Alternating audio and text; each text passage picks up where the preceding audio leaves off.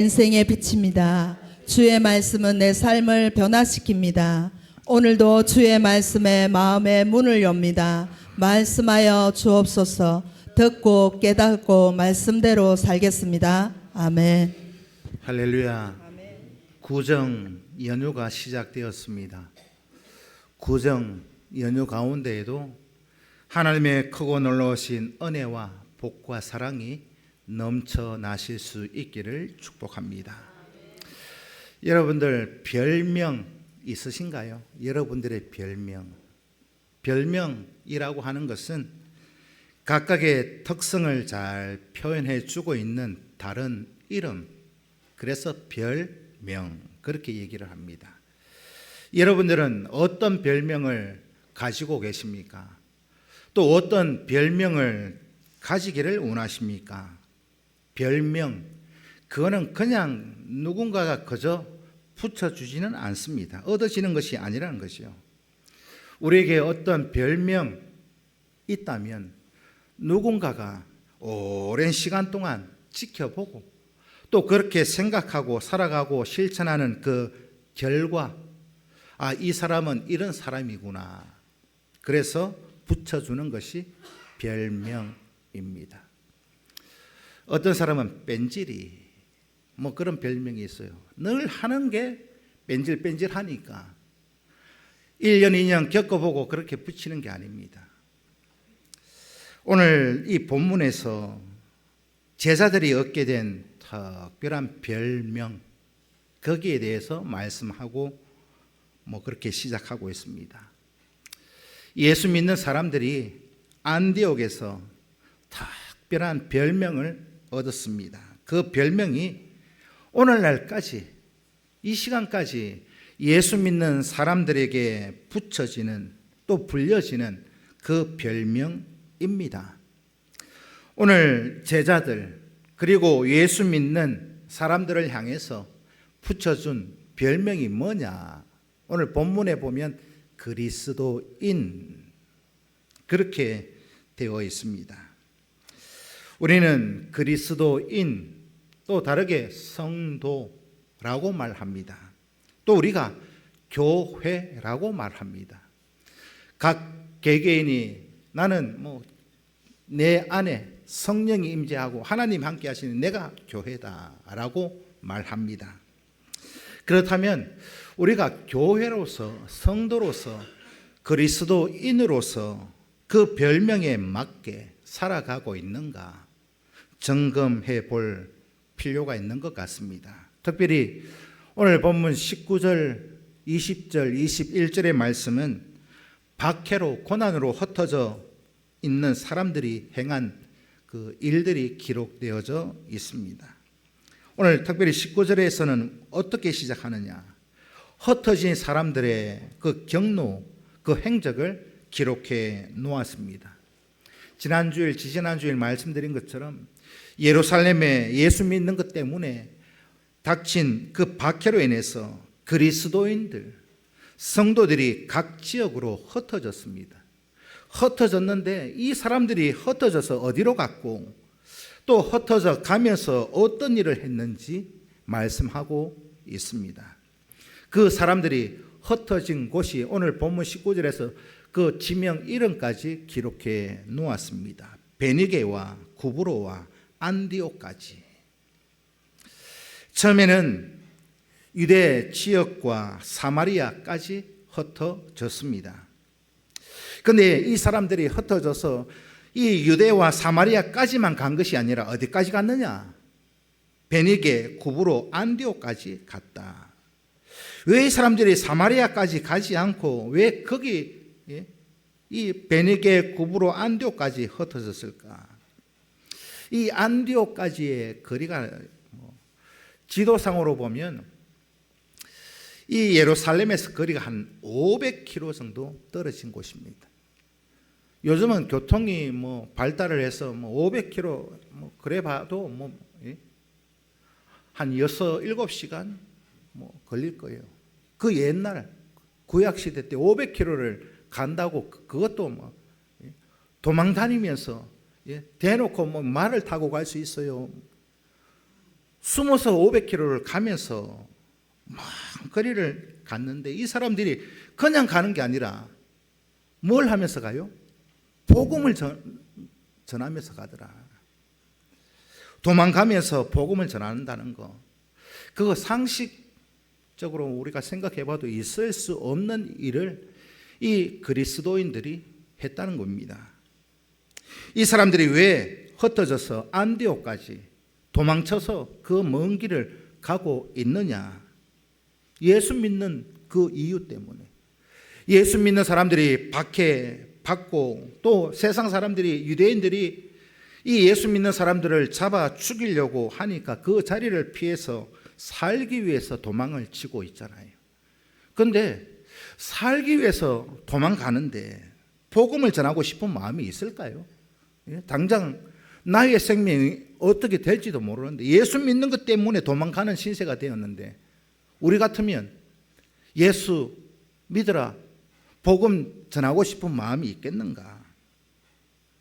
일반적으로 생각하면요, 상식선에서 생각하면 도망가잖아요. 그러면 예수 믿는다는 거 숨겨야 됩니다. 누가 신고할 수도 있고 예수 안 믿는 것처럼 그렇게 막 해야 되는데 이 사람들은 가면서 도망가면서도 복음을 계속 전하더라. 상식에 맞지 않는 일입니다. 또한 이게 저는 그래요. 상식에 안 맞는데 이런 일들이 어떻게 가능할 수 있었을까?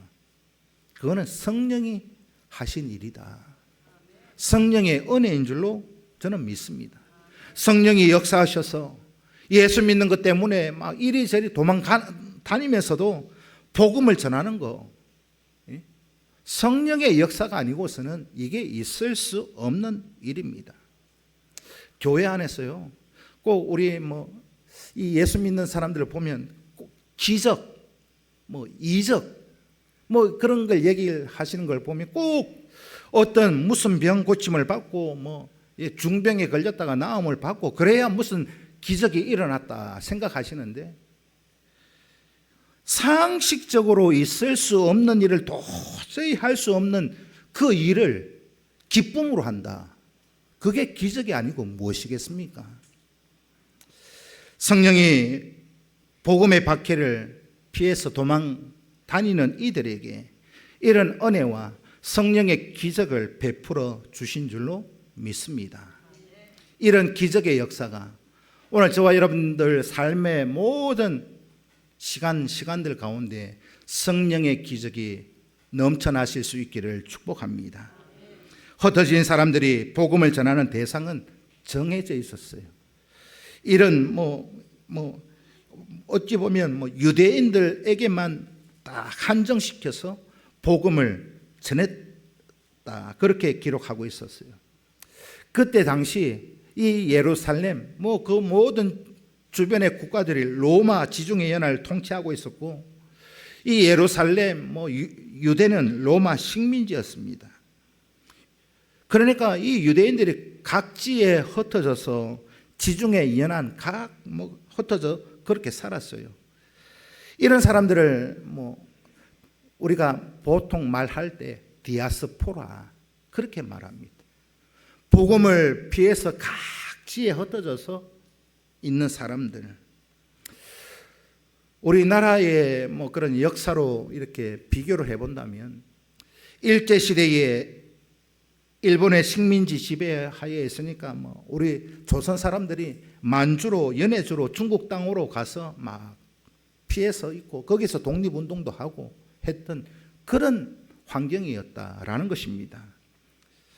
유대의 상황이 꼭 우리가 일본 식민지 생활할 때 중국으로 가고 어디로 가고 했던 그런 상황과 유사합니다. 유대가 망하고 로마 식민지가 되니까 흩어져 살았어요. 그들을 누구라 한다고요?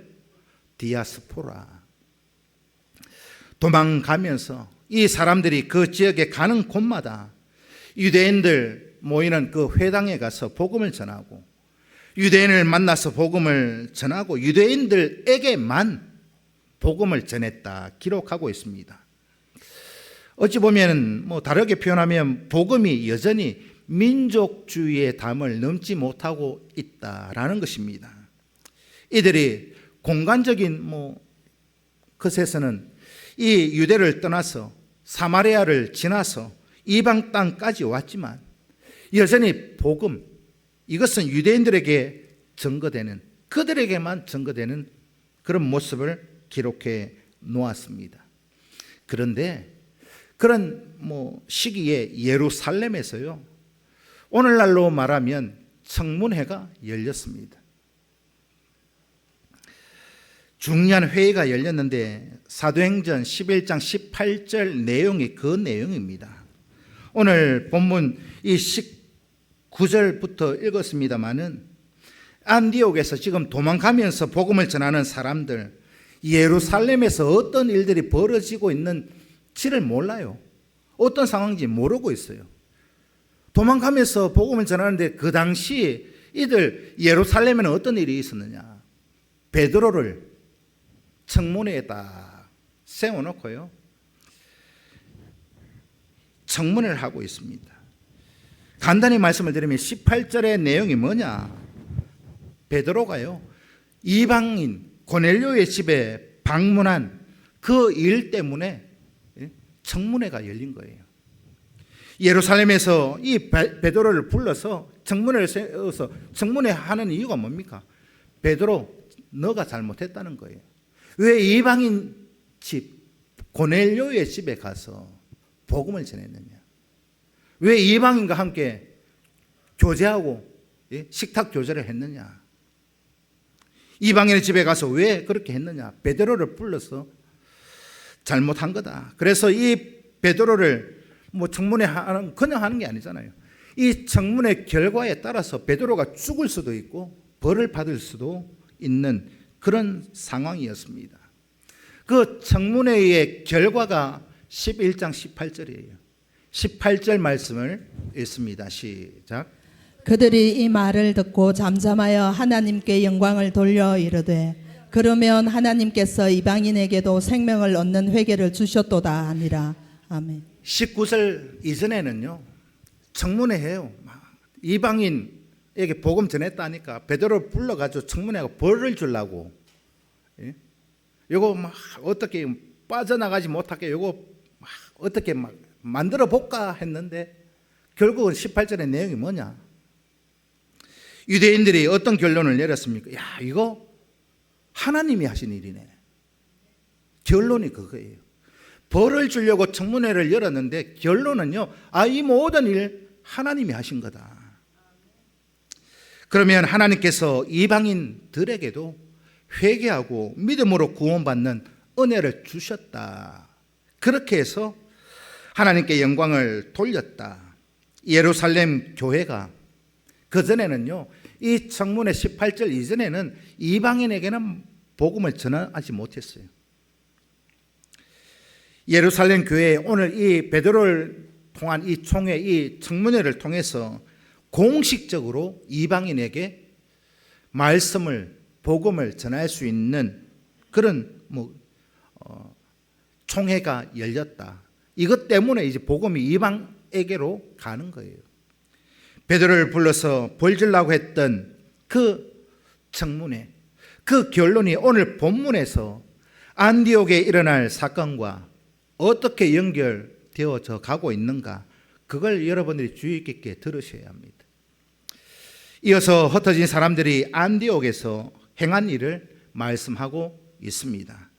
복음을 전하는 과정에서 이 안디옥에서 모험적인 행동이 보여지고 있더라는 것이요. 지금까지는 누구에게만 복음을 전했어요? 유대인들에게만.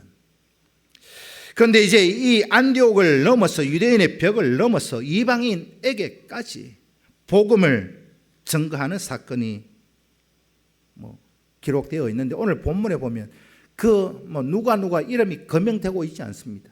무명의 천도자들이 이방인들에게 복음을 전했는데 그 사람이 누군가? 오늘 구브로와 고레네 출신 그 지역 예를 들면 사동 출신의 누구 평산동 출신의 누구 몇 사람이 지금 이때 이 당시에 유대인들이요, 디아스포라들이 각 지역에 흩어져 살았는데 복음을 전한 사람들은 이방인이 아닙니다. 유대인들이었습니다. 유대인들이었지만 유대인들 출신의 예수 믿는 성도였다는 겁니다. 구브로에서 구레네에서 태어난 유대인들, 오순절, 이 예루살렘에서 오순절을 지키기 위해서 모였습니다. 모였을 그 오순절, 그때 성령이 충만했죠. 그래서 베드로가 오순절 때 설교할 때 3,000명, 5,000명이 회개하고 믿음으로 돌아왔더라. 흩어져 있던 유대인들이 거기서 복음을 듣고 예수를 믿게 되었다라는 것입니다. 그래서 예루살렘에는요, 이 헬라파 유대인들, 예수 믿는 사람들이 이렇게 해서 생기게 되었다라는 것입니다. 그 사람들이 안디옥에 와서요, 유대인들의 벽을 넘어서 이방인들에게도 복음을 전했다. 이거 어찌 보면 그 당시로 우리가 생각해 보면 그때 상황과 형편을 봐서는 이거 모험입니다. 모험. 생명 걸고 도망 다니면서 그것도 이방인들에게 복음을 전한다. 다르게 표현하면 날 잡아 가시오. 내 생명 죽여도 괜찮소. 모험이잖아요. 그렇게 하면 안 되는 거예요. 그 당시 상황으로는. 그런데 이 구원의 역사라고 하는 것은 하나님의 말씀에 순종하는 모험적인 행동을 통해서 하나님의 계획과 하나님의 뜻이 이루어져 가더라 하는 겁니다. 성경 구원의 역사는요, 아브라함의 부르심으로부터 시작하는 겁니다. 창세기 12장에 아브라함을 한번 생각해 보십시오. 갈 바를 알지 못하고 고향과 친척과 모든 것을 다 버리고 간다는 거, 그 모험이잖아요. 딱 눈에 보이는 게 없어요. 다 두고 떠나라. 아브라함 입장에서는 모험이었습니다. 에티오피아 내시에게 복음을 전했던 빌립의 행동도 모험이었습니다. 로마 백부장 이 고넬료에게 복음을 전했던 베드로도요, 그에게는 모험이었습니다. 왜? 청문회까지 불려갔으니까. 결과를 모르는데. 이런 모험적인 행동, 이런 행동을 통해서 하나님의 구원 역사, 하나님의 뜻과 계획을 이루어 가시더라 하는 것입니다.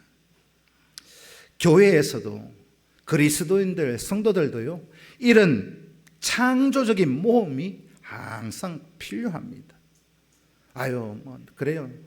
누구, 그래요. 아이고, 목사님 기도한다고 됩니까?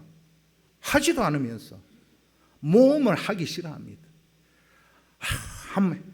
하면 됩니다. 하면 됩니다. 말씀 의지하고 가면 됩니다. 그 일은 누가 하시는? 하나님 하시면, 아유, 목사님만 하이소. 모험을 싫어합니다. 아닌가요? 그냥 눈에 보여줘도 긴가민가한데 안 보이는데 모험을 싫어합니다. 여러분, 믿음이 없이 믿음으로 모험을 하지 않으면 할 수 있는 거는요, 아무것도 없다는 겁니다. 성경이 그걸 말씀해 주고 있습니다. 믿음으로 모험을 하지 않으면 우리가 할 수 있는 건 아무것도 없어요. 아브라함도 그랬고요, 모세도 그랬고, 성경의 모든 인물들이 그러했습니다. 교회에서 뭔가를 좀 새로운 것을 시작할 때 보면 여러분들 한번 잘 들어보십시오. 교회에서 무엇인가를 할 때 일을 하든지 뭘 하든지 하려고 새로운 걸 시작할 때 100% 만장일치 되는 경우가 잘 없습니다. 그렇죠? 꼭 반대하는 사람들도 있어요. 뭔가 새로 이렇게 해보자, 하면 된다, 이래 목사가 얘기하면요, 그거 왜 하느냐고, 그거 하지 맙시다, 그렇게 하시는 분들도 있어요. 아유, 우리 목사님 또 일거리 만드네. 일거리가 아니라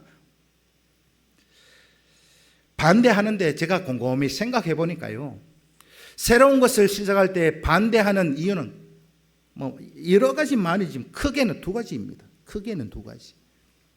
첫째는 뭐냐? 지금까지 하지 않았던 일을 왜 하려고 하느냐? 아유, 목사님, 우리 교회 지금까지 그런 거 해본 적이 없어요. 반대합니다. 두 번째는, 아유, 목사님, 그거 옛날에 과거에 다 했던 일인데 왜 다시 하려고 그러십니까? 이 두 가지예요. 근데 생각해 보면은요, 지금까지 하지 않았던 일을 안 하고 지금까지 했던 일 안 하면 할 일은 한 가지도 없어요. 그렇지 않습니까? 지금까지 안 했던 일 하지 말자 그러면 할 게 없죠. 지금까지 했던 일인데 왜 다시 하려고 하느냐? 반대하죠. 그럼 모든 일이요, 시작할 수 있는 게 한 개도 없어요. 하지 않던 일 안 하고 했던 일 안 하면 할 수 있는 거 아무것도 없다라는 겁니다. 여러분, 왜 이 말씀을 드리느냐? 교회는요, 모험이 있어야 됩니다. 모험을 해야 됩니다. 그게 믿음이라 저는 표현하고 싶습니다. 믿음에는 모험이 반드시 필요합니다. 안 하던 일도 해야 하고 하던 일도 해야 하고, 믿음의 역사는 때를 얻든지 못 얻든지 주시는 대로, 주어진 대로 하면, 우리가 순종하고 충성하면 그 뒤에 일은 누가 하시느냐? 성령의 기적이 일어날 줄로 믿습니다. 지금 오늘 본문에서 흩어져 있는 사람들이 하고 있는 일이 그 일이었어요. 성령이 인도하시는 대로, 주어지는 대로, 닥치는 대로 모험하는 그것이 바로 믿음 있는 성도의 할 일입니다. 또한 흩어진 사람들의 행동에 대한 하나님의 반응을 말씀하고 있습니다. 무명의 전도자들이 모험적인 시도를 했어요. 오늘 저와 여러분들도 다 무명의 성도들이잖아요. 원래 이제 지방선거가 있는데 여러분들 경산시장 나간다고 후보를 한번 붙여보십시오. 몇 표나 나올까요? 아유, 내가 평산교회 누구다 하면 알아주는 사람 없어요. 다 무명. 알아주지 않습니다. 맞죠? 무명의 성도들이 복음 들고 나가면 일은 누가 하시느냐? 누구요? 하나님이 하시는 줄로 믿습니다. 그래서 오늘 본문 11장 21절에서 뭐라 하시느냐? 주의 손이 그들과 함께 하였다. 하나님이 그들의 행동에 함께 하시고 도우시고 역사하셨다. 누구에게요? 무명의 전도자들에게. 그래서 수많은 사람들이 복음을 듣고 믿고 주께로 돌아왔다. 그렇게 말씀하고 있지 않습니까? 베드로가 이 고넬료의 집에서 경험했던 거, 똑같은 경험을 이들이 안디옥에서 하고 있어요. 베드로에게 고넬료 집으로 하나님이 가라 하니까, 성경 여러분 다 잘 아시는 것처럼 하나님이 고넬료의 집으로 베드로를 가라 하시니까 베드로 아이고 기다렸습니다. 예, 가겠습니다 했어요. 머뭇거렸습니다. 마지 못해서 갔습니다. 가가지고 또 베드로 마음에는 그랬어요. 이거 하면 안 되는데, 이거 큰일 나는데, 또 가가지고 보니까 고넬료가 복음을 듣기를 원하니까 베드로가 복음을 전했습니다.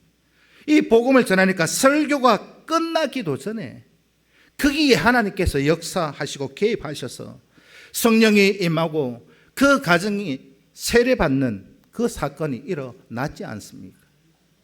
안디옥에서도 지금 무명의 전도자들이 이방인들에게 복음을 전했습니다. 그러니까 거기에도 안디옥에도 하나님이 그들과 어떻게 했어요? 하나님의 손이 그들과 함께 하시고 수많은 사람들이 믿음으로 돌아오는 그 역사가 일어났습니다. 무명의 전도자들의 모험적인 이런 행동으로 안디옥의 이방인 교회가 최초로 세워지게 되었다는 겁니다. 사도행전 13장 이후로 보면은요, 전혀 다른 또 역사가 기록되어져 있습니다만, 이건 누구도 사람의 생각으로 계획했던 거 아닙니다. 하나님의 놀라운 기적의 역사가 임하고 있는 겁니다. 사람들 보기에는 그냥 우연이에요. 우발적인 행동으로 보일 수 있습니다. 그러나 그 뒤에 보이지 않는 그 배후의 성령이 역사하신 줄로 믿습니다. 이렇게 본다면 오늘 우리 평상교회 모든 성도들, 경산바닥에 누가 알아주지 않아도 무명의 성도들이여 성령 안에서 거룩한 꿈, 거룩한 비전을 가져 달려가실 수 있기를 축복합니다. 우리의 이름이 드러나지 않아도 됩니다. 왜요? 성령이 드러나면 돼요. 오직 우리 안에 역사하시는 성령을 통해서 내 눈에 보이지는 않지만 우리 생각으로 이거 모험인다 해야 되나 말아야 되나, 그거 믿음 없는 겁니다. 눈에 보이지는 않지만 하나님이 하라 하시면 순종하고 충성할 때 그 뒤에 모든 가정도 교회도 모든 생업도요 하나님이 책임져 주실 줄로 믿습니다. 다르게 표현하면 하나님의 역사가 이루어진다는 거예요. 22절부터 26절까지는 예루살렘 교회가 했던 일을 말씀해 주고 있습니다. 안디옥에서 일어난 그 일에 대해서 예루살렘 교회의 반응이에요. 예루살렘 교회는 안디옥에서 이방인들에게 복음을 전했다는 소식을 들었습니다. 또 이 안디옥에 이방인 교회가 세워졌다는 것도 들었습니다. 그 정도 갔으면은요, 베드로를 청문회에 부를 정도가 됐던 예루살렘 성전에서 어떤 일이 벌어져야 되느냐, 난리가 나야 됩니다. 뭐라고?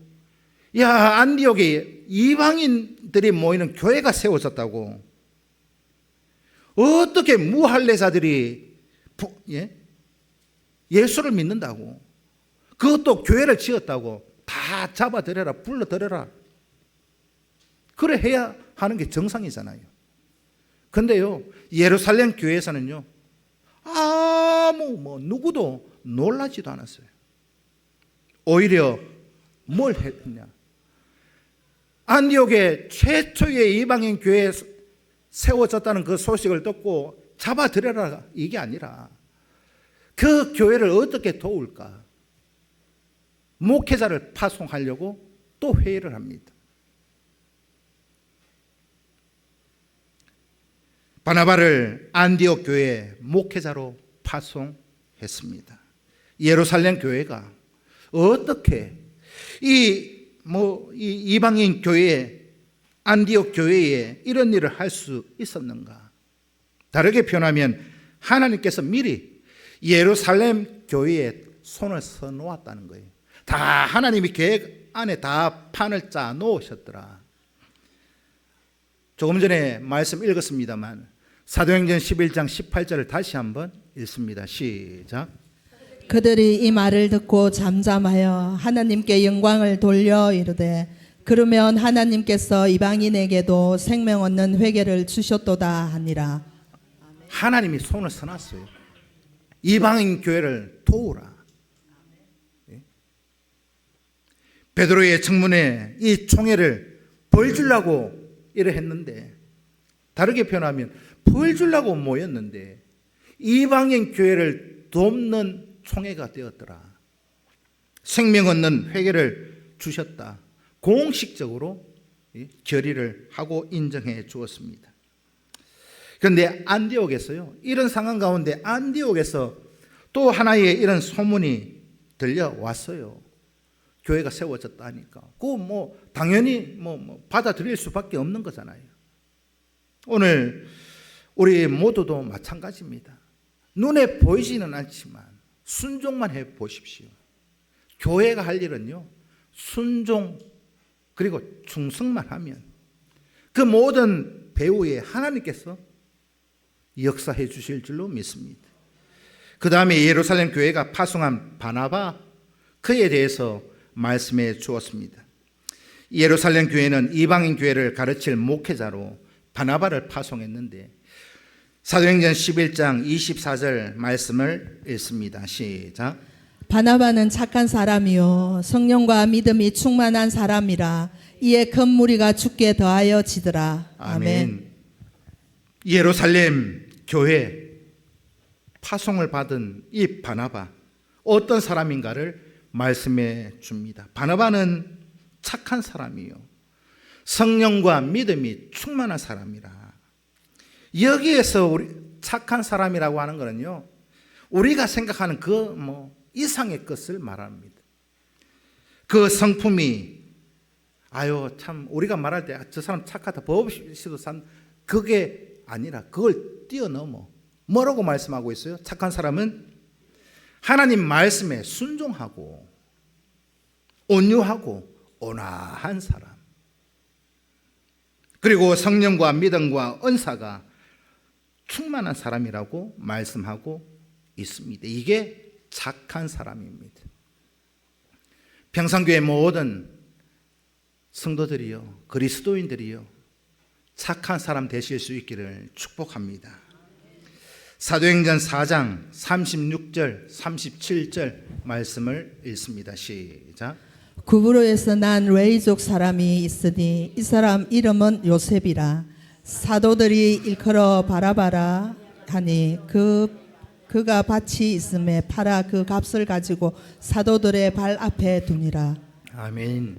바나바 원래 이름 아닙니다. 별명입니다. 별명. 자기 원래 본명은 요셉입니다. 요셉. 그런데 이 요셉에게 사도들이 붙여준 이름이 뭐라고요? 바나바입니다. 위로의 아들.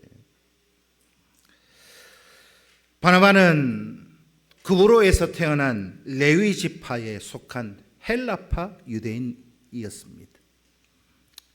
바나바 얼마나 위로를 잘하고 약한 사람들을 잘 돌보았으면 그것도 사도들이 그런 별명을 붙여 주었겠는가. 평산교회의 모든 성도들이요, 바나바 되실 수 있기를 축복합니다. 뭐 하면 사울 하지 말고 예? 그게 아니라 위로해주고 격려해주고 세워주고. 우리 주변에도 그런 사람이 있잖아요. 별명 붙여줄 때 저 사람만 입만 열면 예? 뻥치는 사람이야. 제 주변에도 있어요. 입만 열만 저 사람 말은 30%만 믿으면 된다. 예, 그런 사람도 있어요. 제가 평산교회에 와서 누구라고 하는 말씀을 못 드리겠습니다만, 처음에 와 진짜인 줄 알았어요.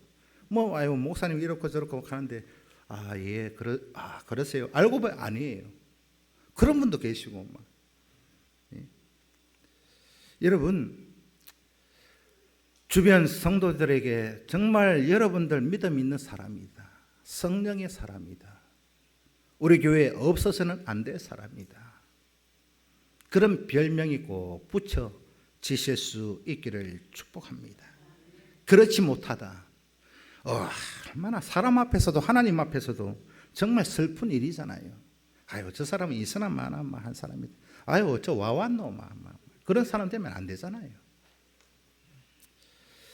요셉에게 바나바의 별명을 사도들이 붙여줬는데 왜 붙여줬어요? 37절에 그렇게 나오잖아요. 사도들이 바나바, 이 요셉이 살아가는 평소의 삶의 모습을 보고 평소에 하는 행동을 보고 이 사람 정말 위로의 아들이다. 그래서 위로의 아들이라는 바나바라는 별명을 붙여주었습니다. 우리도 그런 별명을 얻기 위해서 그런 삶을 꼭 살아내실 수 있기를 축복합니다.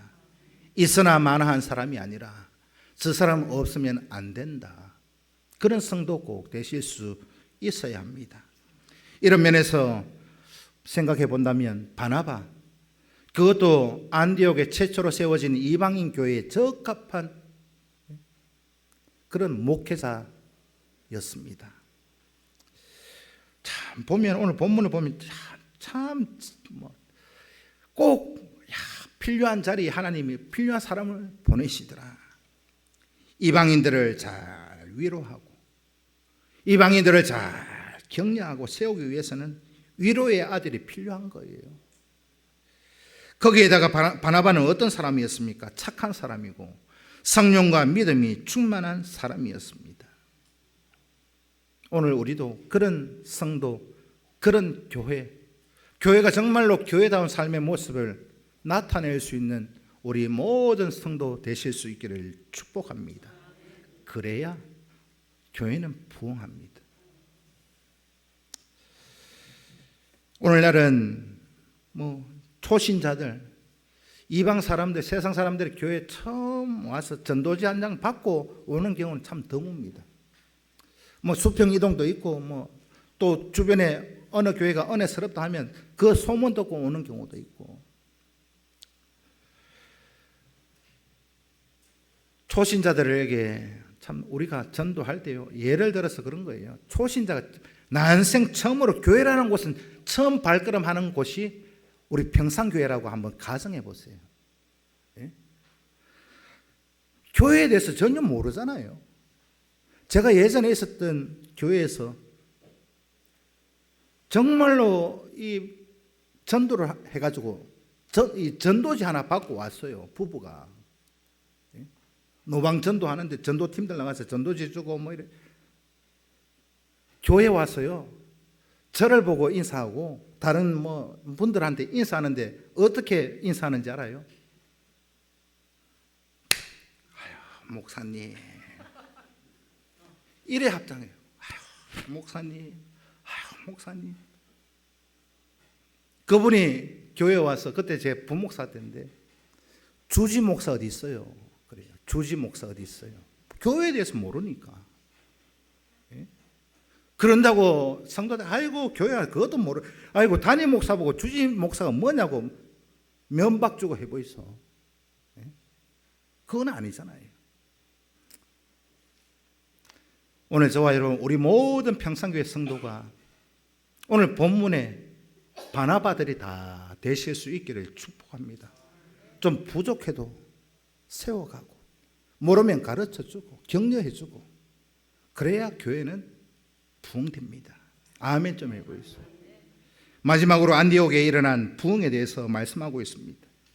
안디옥에 도착했던 바나바, 장기적인 그런 목회 계획을 세웠습니다. 거기에 와서 그들이 믿음 생활하는 걸 봤어요.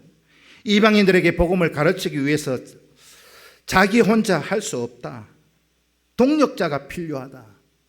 이 바나바가 이 안디옥 교회 가보니까 그런 마음이 왔어요.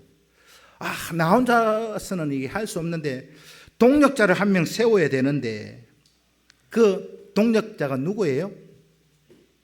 여러분, 사울입니다. 사울.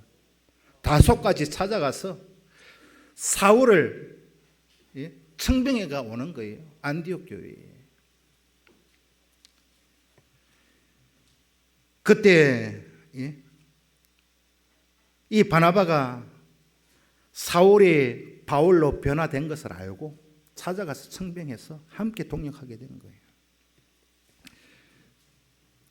지난주 말씀드린 것처럼, 그리고 한 3년 뒤에, 3년이라는 시간이 흐르고 나서 예루살렘 교회로 갔어요.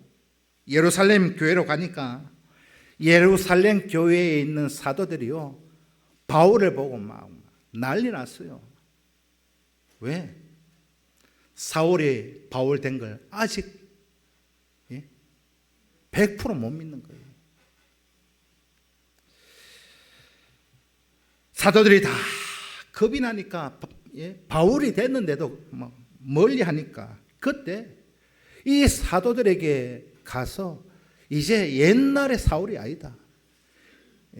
다메섹에서 성령의 역사하심으로 이제는 예수를 믿게 된 바울이 되었다. 설명해 준 사람이 누구일까요? 바나바였습니다. 바울의 열정도 알고 있었고, 또 바울의 재능도 알고 있었지요. 바울, 여러분들 다 잘 아는 것처럼 이 바울을요, 말씀에 정통한 자고, 그래서 이 바나바가 동력자가 필요하다 했을 때 처음으로 떠올랐던 사람이 바울이었어요. 데리고 와서 안디옥에서 함께 사역하니까 그 결과로 안디옥에 어떤 일이 벌어졌어요? 큰 부흥이 일어났습니다. 그래서 큰 무리를 가르쳤다. 오늘 본문에 말씀하고 있습니다. 또한 질적으로 이 사람들이 굉장히 성장했어요. 얼마만큼 성장을 했길래 이 안디옥에서 그리스도인이라는 별명을 얻게 되었을까요?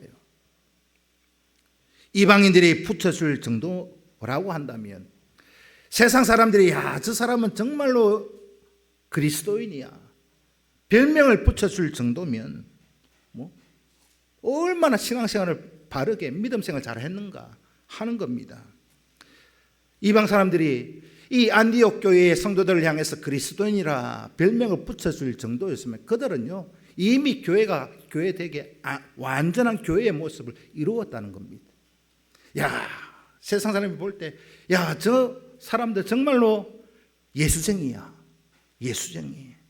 야, 정말 저 골치 아픈 예수쟁이야. 이렇게 붙여주는 거 그리스도인이라는 별명이잖아요. 그런데 이것을 뒤집어 보면 세상 사람들 우리 주변에도 그래. 아유, 저 예수쟁이. 좀 부정적인 면이 많은데 예수쟁이라는 이 별명 어떻게 보면 하나님 앞에서는 얼마나 영광스러운 별명인가 하는 겁니다. 그리스도인, 예수쟁이 이 말의 뜻은 항상 그리스도에 관해서 말하는 사람, 그를 그리스도인이라고 말하는 거예요.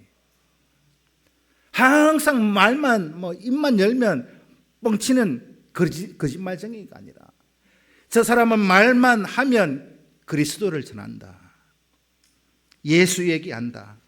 예수 안 믿는 사람들이 질릴 정도로 입만 열면 예수 얘기한다. 그래서 예수쟁이 별명이 붙는 거예요. 이 사람들 예수 믿는 그리스도인이다. 그런 별명이 여러분들에게 꼭 붙여지실 수 있기를 축복합니다. 구정 연휴잖아요. 누구를 만날지라도 안 된다 안 돼. 자는 마음만 예수에 미친 사람이네. 예수에 미친 사람이다. 그 말을 들을 정도의 믿음의 본을 드러내실 수 있기를 축복합니다. 입만 열면 우리는 어때요? 입만 열면 예수 얘기하십니까? 입만 열면 구정에 일가 친척들 모이고 자녀들 모이면 어떤 얘기 하셔요? 야, 네 직장 어디고? 아까 말씀드린 것처럼 야, 네 결혼 안 하나? 네 수능 쳤는데 어느 학교 갔노? 재수하려고 마음 먹고 있는 아보고 네 어디 갔노? 네 돈 얼마 버노? 그런 얘기는 제발 하지 마시고 여러분 무슨 얘기 하실래요? 구정 때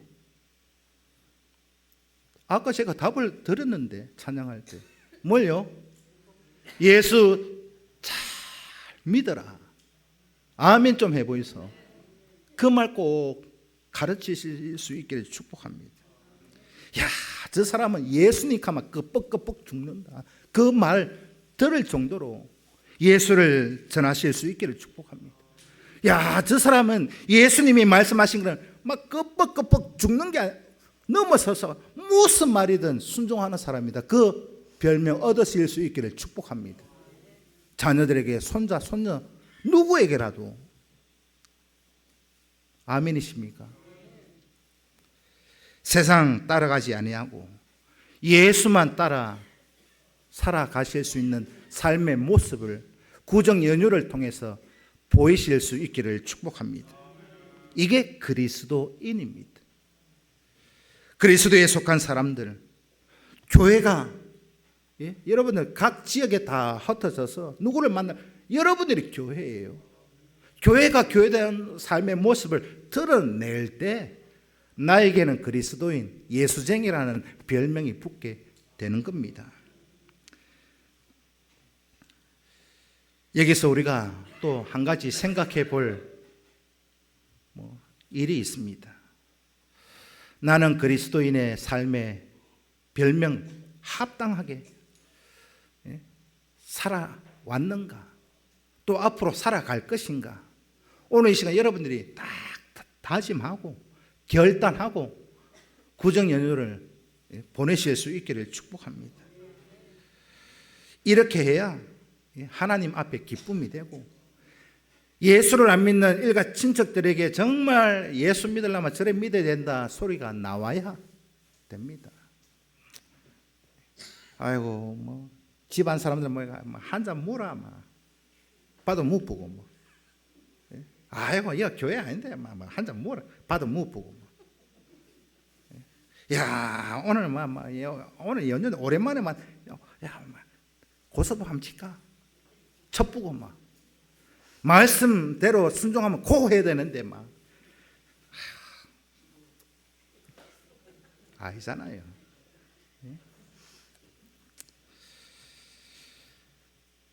별명에 합당한 삶을 꼭 살아내실 수 있기를 축복합니다. 왜 제가 이렇게 말씀드리냐면, 제가 옛날에 이런 전과가 있어요. 제가 전과가 있다 보니 그렇게 하는 거예요.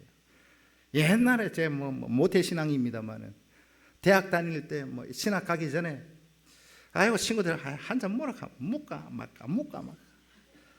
자꾸 하니까 아유 그래 못 보고 야 추석 구정에 한번 고수도 한번 할까 합시다 저도 있어서 여러분 제 삶을 돌아보니 그럴 의욕이 충분히 있으니까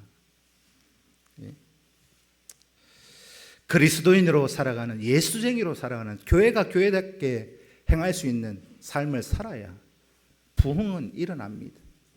교회의 부흥뿐만이 아니라 우리의 모든 삶의 배후에 누가 역사하셔요? 성령이 역사하시는데, 그게 가정이든 생업이든 직장이든 어디든 하나님의 놀라운 기적이 일어날 수 있는 그런 삶의 모습을 보이실 수 있기를 축복합니다. 교회의 본질적인 사명은 뭐라고 생각하십니까? 교회의 본질적인 사명은요, 그리스도인을 양성하는 곳, 그리스도인을 만들어내는 곳, 그것이 교회입니다. 교회는 말쟁이 만드는 곳 아니에요. 말로만 정산유수처럼 말로만 하는 사람을 만들어내는 곳이 아닙니다. 교회는 예수를 닮아가는 사람들을 만들어내는 곳이어야 합니다. 교회가 교회다워지기 위해서는 이런 본질적 사명에 우리 모두가 충성할 때 교회가 교회다워지는 겁니다. 교회가 어떤 장식을 잘하고 어떤 시설을 잘하고 아름답게 잘 꾸미고 그렇다고 교회가 교회다워지는 거 아닙니다. 예를 들면 그런 거예요. 천막에 모여 있어도, 천막을 치고 그렇게 예배를 드려도 교회가 교회다워지는 것은 하나님이 맡기신 본질적인 사명에 충성하는 거예요. 말씀을 듣고 가르치고 이걸 하셔야 돼요. 이 교회 공동체 안에서 뿐만이 아니라 여러분들 각자의 가정으로 다 흩어져서 그런 삶의 모습을 가르칠 수 있기를 축복합니다. 오늘 우리 평산교회가 교회로서의 본질적인 사명, 예수 그리스도인을 양성하는 곳으로 조금의 부족함이 없고, 오늘 이 모여서 예배드리고 돌아가겠지만 여러분들의 가정이 예배 처소가 되시고 예수쟁이의 삶의 모습이 보이시는 삶의 현장이 되시고 그것이 전도가 되실 수 있기를 축복합니다. 많은 교회들 중에 저는 그런 사람들 만나 본 적이 있습니다. 우리 아버지가 믿는 예수 같으면 나는 안 믿어요. 우리 아버지처럼 우리 엄마처럼 뭐 교회 다닌다 하면서 뭐 그래 할 것 같으면 나는 예수 안 믿어요. 저는 직접 들었습니다. 그건 전도의 문을 막는 겁니다. 교회가 교회다워진 게 아니라 걸림돌이 되고 있는 거죠. 교회가 교회되게 하기 위해서는 우리 성도 각자가 정말 예수라면 끄뻑 죽고 예수 말씀이라면 내 생명까지라도 뭐 하나님 알아서 하시겠지 내어드릴 수 있는 믿음의 반열에 서 계실 때 교회가 교회다워지는 것입니다. 구정 연휴 이제 각자가 여러분들 가정에서 어디를 가든지 무엇 하든지 평상교회 성도 그리스도인 예수쟁이로서의 삶의 향기를 마음껏 바라고 돌아오실 수 있기를 주님의 이름으로 축원합니다. 기도드리겠습니다. 살아계신 아버지 하나님,